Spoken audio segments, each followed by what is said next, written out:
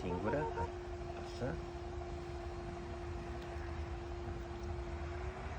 Acum împreună. Ia mânuțele puțin și doar Dar tu să cu simți palmele ca strângi plastilina ușor, așa. da? Dar nu pare ca plastilina când faci aici. Deci ce vrei, farfurie sau Eu o să vreau farfurie, de la castron. tot castron, da? Da. Facem întâi castronul și după aceea facem vasul. Așa. Bun, strângi ușor. Și o să facem fiecare la fel? Cum vreți, eu v-am spus că puteți să faceți și farfurie. Deci cuprindem ușor. Ia mâna stângă. Ia mâna stângă. Ia mâna de tot. O deschide câte un pic, câte un pic, câte un pic. Bravo. Și acum vii ușor cu palmele lângă, nu strângi foarte tare, doar un pic. Perfect.